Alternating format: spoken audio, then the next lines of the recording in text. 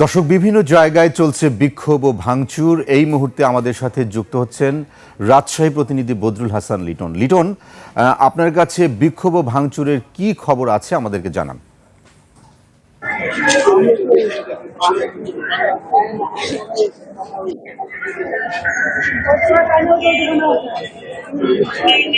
ওয়াহিদ, আপনি জানেন যে উসমান হাদির মৃত্যুর খবর রাজশাহীতে ছড়িয়ে পড়লে কিন্তু এখানে একটি শোকের ছায়া নেমে আসে। সেই শোক কিন্তু পরবর্তীতে বিক্ষোভে রূপ নেয়।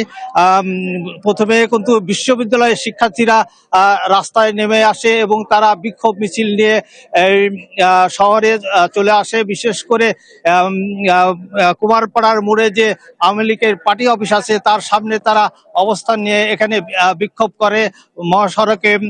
সড়কে টায়ার জ্বালিয়ে আগুন জ্বালিয়ে বিক্ষোভ করে তারা।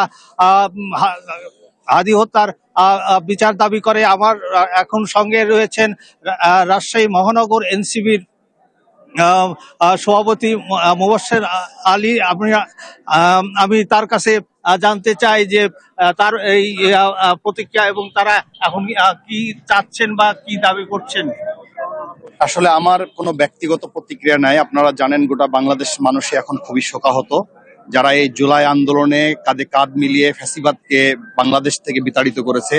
এই ফ্যাসিবাদের পরবর্তী সময়ে আমরা নানাভাবে একটি বিভাজনের মধ্যে দিয়ে বাংলাদেশকে যেতে দেখেছি, কিন্তু শরীফ ওসমান হাদি ছিল বাংলাদেশের জাতীয় ঐক্যের একটি প্রতীক। তার ভিতরে কোনো দল মত নিয়ে কোনো বিভাজন ছিল না। সে একটি ঐক্যবদ্ধ একটি ইনকিলাব মঞ্চ গড়ে তুলেছেন। সেই ইনকিলাব মঞ্চের প্রতি সকল পক্ষের সমর্থন ছিল। তারা টার্গেট করে এই আওয়ামী ফ্যাসিবাদী অপশক্তি, পতিত অপশক্তি, এবং আমরা দেখতে পাচ্ছি বিভিন্ন সামাজিক মিডিয়ার মাধ্যমে সীমান্তের ওপার থেকে পার্শ্ববর্তী রাষ্ট্র তাদের বিভিন্ন মহল থেকে নানা ধরনের হুমকি ধামকি আসছে। এই জুলাই আন্দোলনের বিভিন্ন নেতৃত্বের উপরে তারই অংশ হিসেবে বিভিন্ন সময় আমরা বিভিন্ন লিস্টেরও আলাপ দেখতে পাচ্ছি তাদের কাছ থেকে।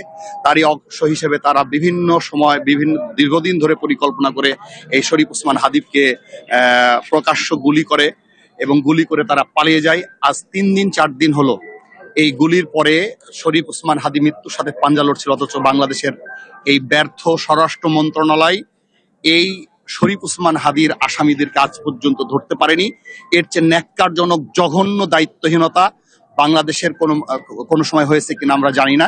আমরা ব্যক্তিগতভাবে মনে করি এটা মারাত্মক একটি মানে অপদার্থ স্বরাষ্ট্রমন্ত্রী। আমরা এই স্বরাষ্ট্রমন্ত্রীর পদত্যাগ চাই এবং আমরা যেমন শোকাহত এবং সেভাবে আমরা এই শোককে শক্তিতে রূপান্তরিত করে আওয়ামী এই ফ্যাসিবাদকে যে পুনর্বাসন করতে যারা চায় এবং আওয়ামী দোসর যারা আছে, আমরা সকল অপশক্তিকে রুখে দেওয়ার জন্য জাতি আবার নতুন করে ঐক্যবদ্ধ হয়েছে।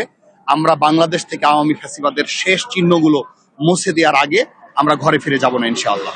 জি, ধন্যবাদ আপনাকে। যেমনটি শুনছিলেন যে এই যে শোক, এই শোককে শক্তিতে পরিণত করতে চাই তারা। এবং আমি এখানে আরেকটু বলে রাখি যে আমার পিছনেই কিন্তু রয়েছে আওয়ামী লীগের কার্যালয়। সেই কার্যালয়ে এই মুহূর্তে কিন্তু ভাঙচুর চলতেছে। এই কার্যালয়টি গুড়িয়ে দেওয়ার জন্য যে 100 লিটার দরকার, সেই 100 লিটারও এখানে নিয়ে আসা হচ্ছে। হয়তো তারপরে কিন্তু এই আওয়ামী লীগের কার্যালয়টি ভাঙচুর শুরু হবে। এখানে এখনো কিন্তু প্রচুর শিক্ষার্থী এবং প্রচুর লোকজন রয়েছে। এই ছিল রাজশাহীর সর্বশেষ পরিস্থিতি। ওয়াহিদ। ধন্যবাদ লিটন। রাজশাহী থেকে বিস্তারিত জানাচ্ছিলেন আমাদের সহকর্মী লিটন।